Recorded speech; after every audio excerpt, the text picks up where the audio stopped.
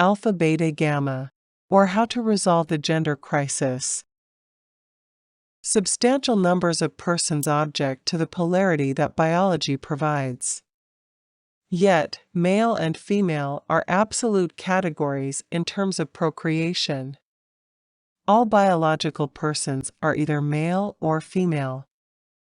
There is no person, and there has never been a person that does not fall on one side of the scale or the other. This has nothing to do with feelings. One does not feel a man, one is a man. It is about chromosomes and the impact one's genes have on one's biology. Men and women have emotions, but the emotions we feel do not define our gender. Sex is not something assigned at birth. People are assigned a sex at birth, but that is not the determinant factor. Sex is defined in the womb and at conception because it is in our genes. The rest is manifested because of our genes and the way they gendered us. Gender is not about procreation, though procreation plays a role in our identification. Our gender is our value. There are male values and female values. If we misgender, our value goes down. Our value as a female goes up if we procreate as a female, and if we provide the role and services of a female as this is the role we are best suited to provide. What those services are, and how best to exhibit them has context. Our value as a woman may not be about nurturing a child if an adult has become ill. It is up to the person to seek his or her way to fulfill his or her role, because only he and she understands who they are within the context they are in. This is the power of the Church. Christians permit each person to express themselves in the immediate situation they are in.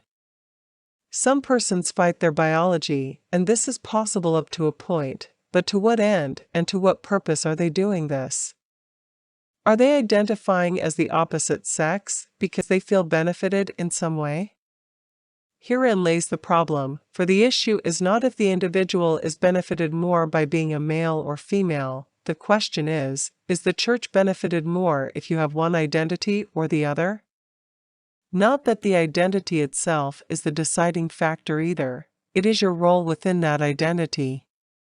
It is not enough to be a female in a female body, one has to strive to be the most complete and superior female one can be, within the female identity. No one can truly tell you how to accomplish this. But it can largely be determined by the context. In different circumstances, being a female farm worker may be appropriate, but in other cases, as for example when stronger males are available, you may find more suitable work. By suitable is meant work that produces the greater value for the Church. This is not the way the left wants us to talk about gender and gender roles. We can think of the two different approaches in terms of violence. The left thinks violence is okay when it is justified, which is about what the right thinks about it. The left thinks one's emotional state validates violence. If one has been triggered by a comment or argument, then a violent response is warranted. The right is more of the opinion that violence is never justified, and so the only time violence is warranted is to stop violence and to reduce or prevent further violence. Someone else must initiate the violence for a violent response to be excused. Gender has become a deeply spiritual issue to many on the left. Gender has become the most divisive topic of our time, even supplanting race in its ability to gender divisive rhetoric. Perhaps too many whites have moved to support black issues, and too many blacks identify with conservative talking points to make race as impactful as it was initially. But the left was always good at finding topics to divide us. Gender seems difficult to resolve because it reverses the right and left way of thinking. The left are the people who think physical identity matters, and the right are the ones who subscribe to a more spiritual outlook. This has been reversed with the issue of gender identity. The left has got the right claiming humans are defined by biology. The left is saying gender is all about how people feel. People ought not to be predetermined by the flesh.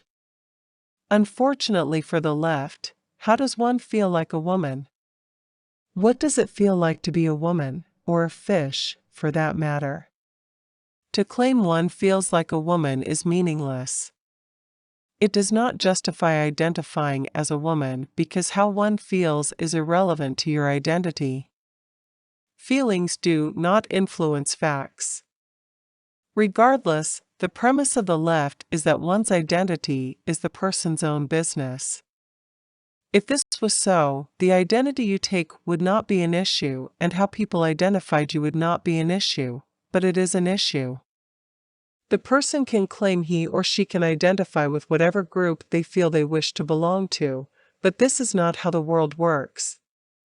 You cannot be a member of any club you decide to join. All clubs and groups have qualifications. The human race has requirements. If you wish to be a human, you have to look and act as if you are a human. My dog feeling as if he is a human does not get him in a restaurant or a pension plan. Claiming to be an adult does not make you an adult, and claiming to be a man does not make you a man. One might be an alpha or beta male. If the nation is at war, does identifying as a female eliminate you from military service if males are called up? Is Ukraine permitting transgender females to leave the country and avoid military service as of this March 2022? We can imagine a classification system that spans a range of gender classes from alpha males to beta males to gamma males, the latter which identify as females. But when it comes to responding to an invasion by enemy forces or digging survivors out from under a collapsed building, all alpha, betas, and gammas are treated as males and expected to act as males for the good of the nation. Imagine if a maternity hospital was assaulted by a gang of traffickers. Do we send the nurses down to the ground floor to fight off the gang as best as they are able until the police arrive, whilst the doctors and other men comfort the infants upstairs? Would the feminist mothers of these infants be demanding the men stay with the infants, whilst the women went to do battle with the invaders? It is easy to demand equality and human rights until a gang of drug-crazed human traffickers are killing people to gain access to your child. How many women tell their husband to stay with the kids as she goes downstairs to check on what caused the sound of breaking glass? People who live in community owe something to the community in which they participate, and part of the obligation is to serve the community in the best capacity possible. We do not make men have babies, and we do not demand women fight wars. We do not preferentially hire women to work in coal mines, nor men to work in daycare. There are reasons for this, and if you cannot understand what they are, that is a problem for you, not for society.